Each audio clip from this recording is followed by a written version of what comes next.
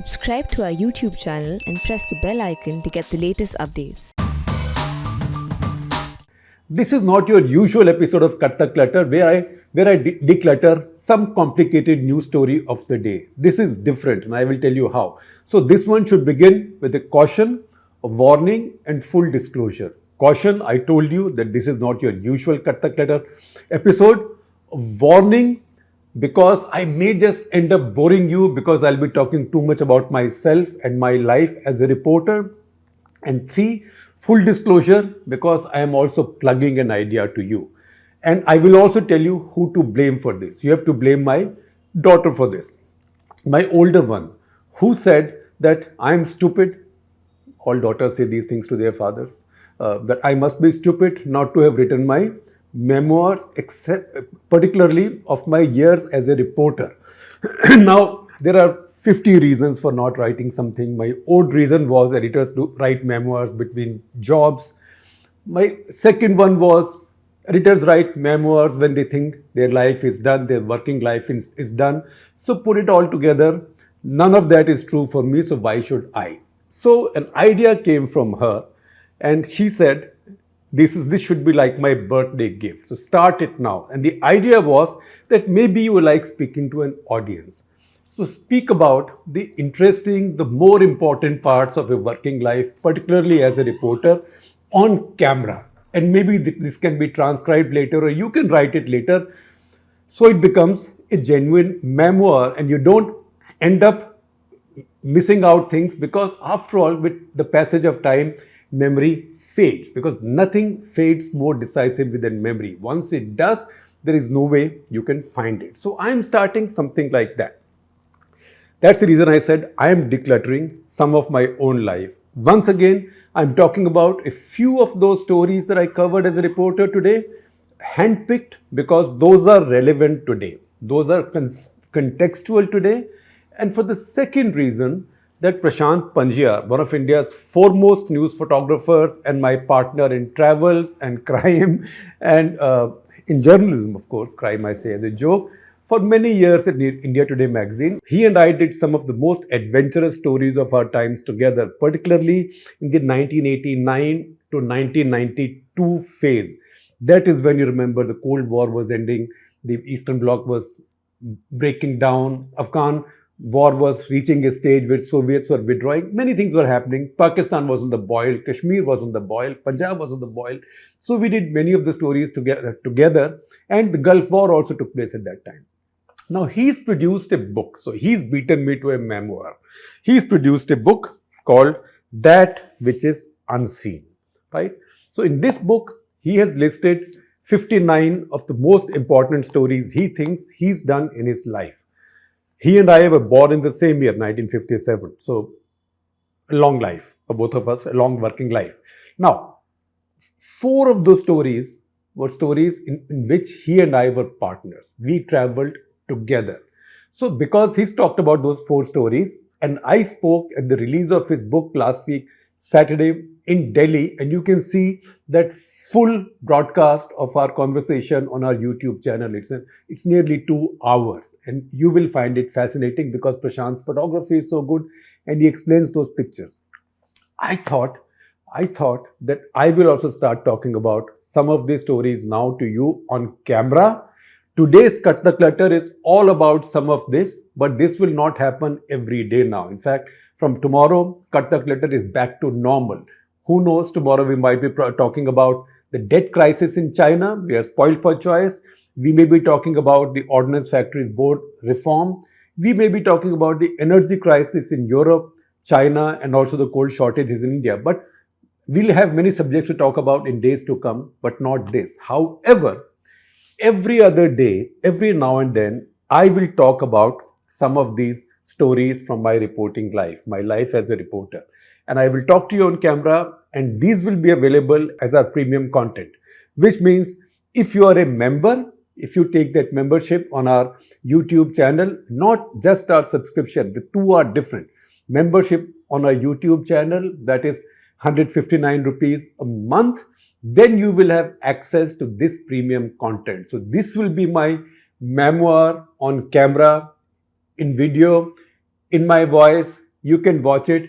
You just have to pay a little bit of money to watch this movie, this real life movie as it plays out. So which are the ones I talk about today? The four stories that are joint stories that Prashant has listed in his book. One is to do with Afghanistan, one is to do with Gulf War, and two are to do with Pakistan. Although, if you go deeper, one of them has to do with Pakistan as well as Afghanistan, as well as the arms bazaar and its easy availability of automatic weapons in the AFPAK region, and from where they have spread all over the world. Now, the first story I talk about is a story about a warlord, because you've been hearing that word quite often lately, particularly in the context of Afghanistan. Oh, so and so is a warlord. Rashid Dostum is a warlord. So and so is a warlord. Ismail Khan, that Afghanistan is controlled by warlords. Warlords make their alliances. What does a warlord look like? So every warlord doesn't look like somebody with a long beard and with a rosary in his hand. Some warlords, in fact, the most formidable warlords look something like this, and you will see the picture separately on your screen also. So this gentleman is General, honorary general, but called General Ismatullah Khan Muslim. General Ismatullah Khan Muslim was a famous Mujahideen fighter among the many people who were described in those days as the Lion of Kandahar.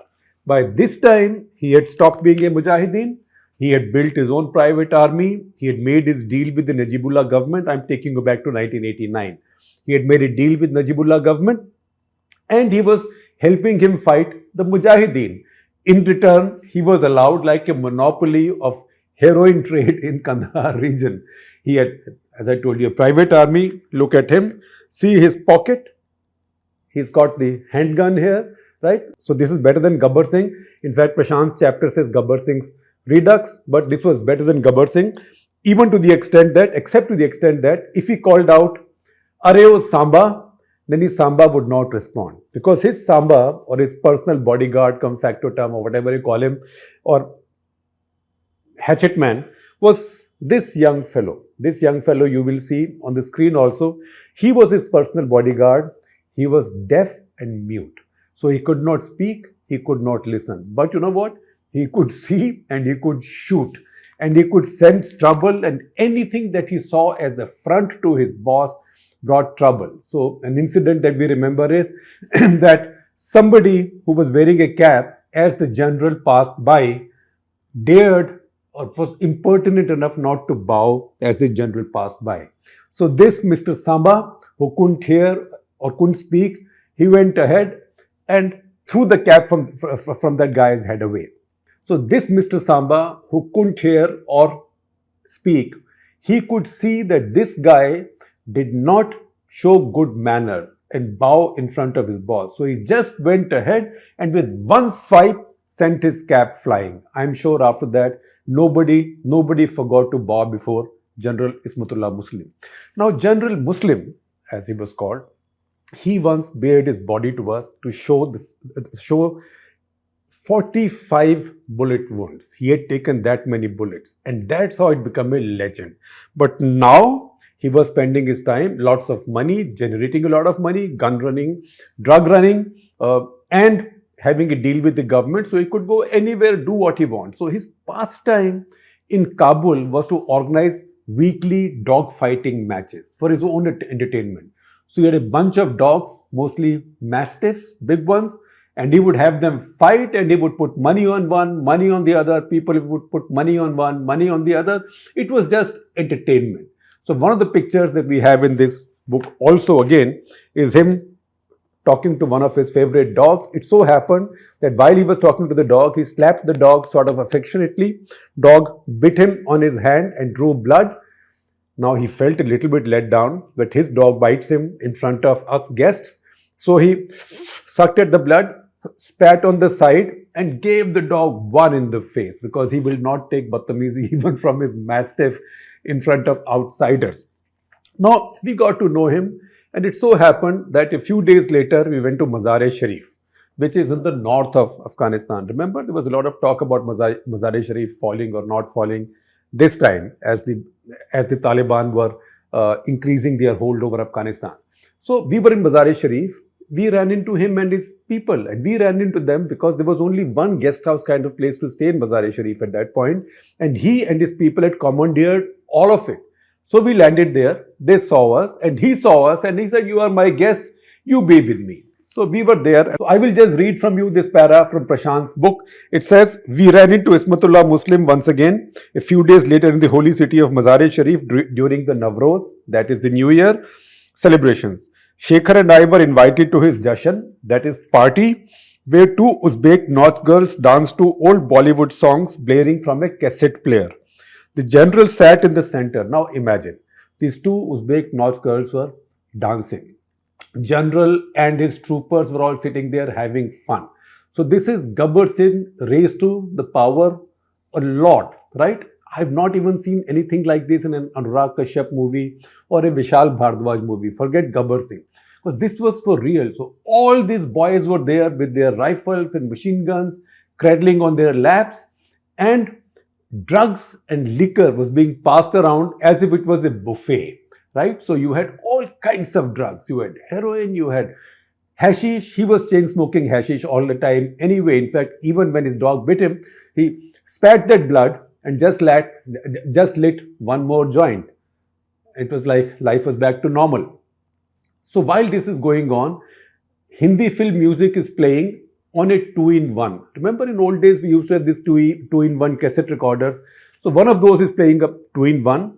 Dada there, General Muslim, sitting in the middle, fake playing a harmonium. There was no harmonium, but he was playing it like this while the music goes on. And these two poor girls were doing their motions, and this guy, General Muslim, was showering money at them like this. Now, after a while, Prashant got tired and went to sleep to his room.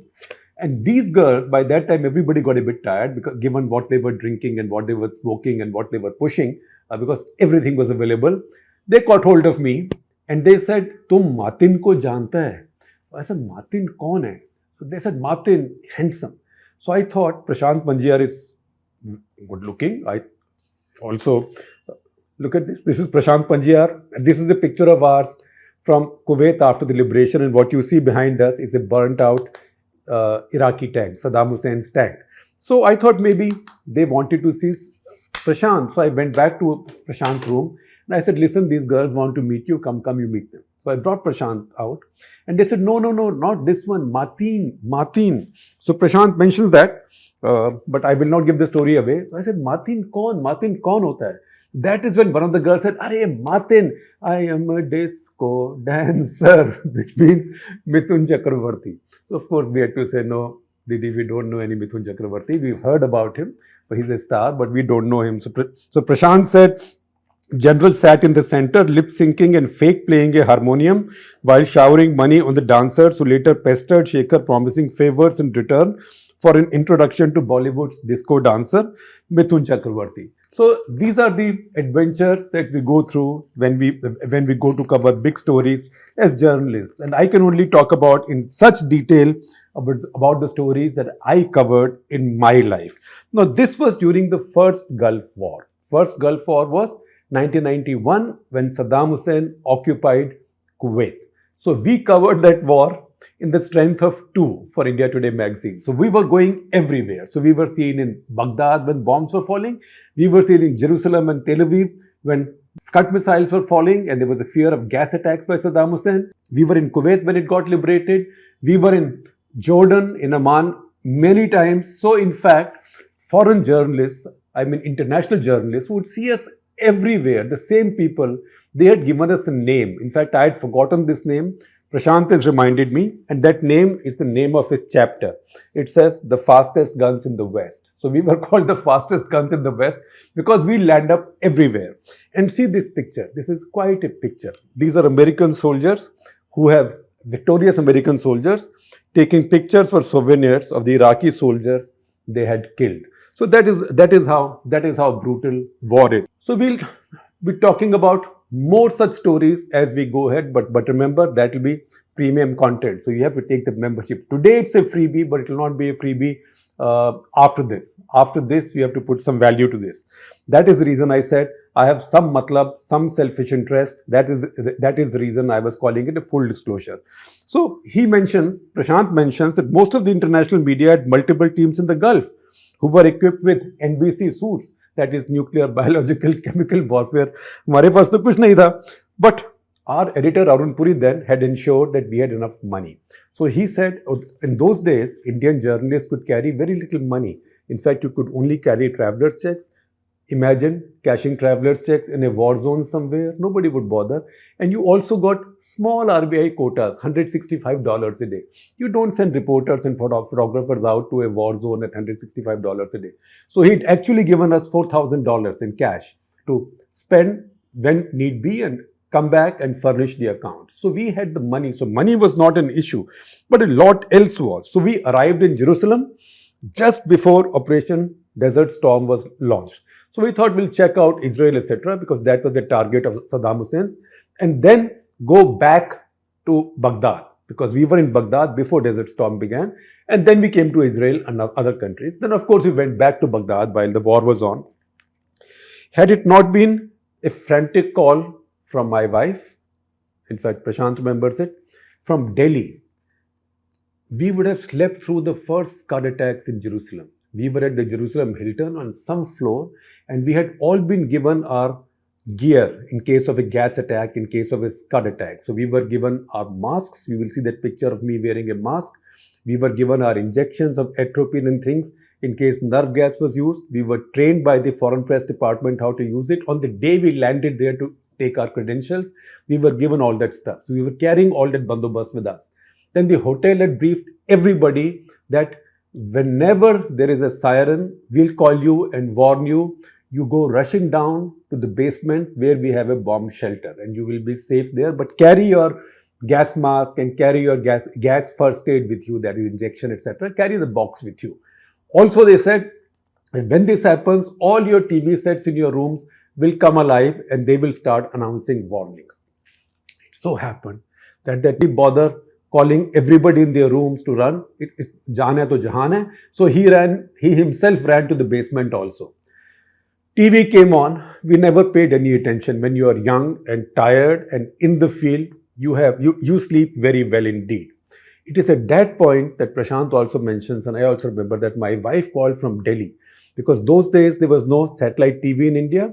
So she and Prashant's wife and a couple of other friends often would go to some place which had a satellite TV. In this case, I think the Taj Hotel lobby had one satellite TV connection. So they watched there that Jerusalem was under attack. So she called the hotel to warn us, and the phone rang. Somehow, some receptionist there put the phone call through, and we were told, "Are you mad?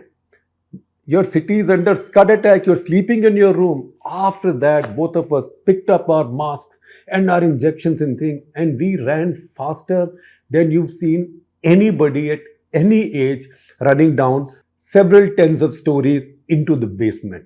And we only caught our breath once we were in the basement. So once again, a story of adventures.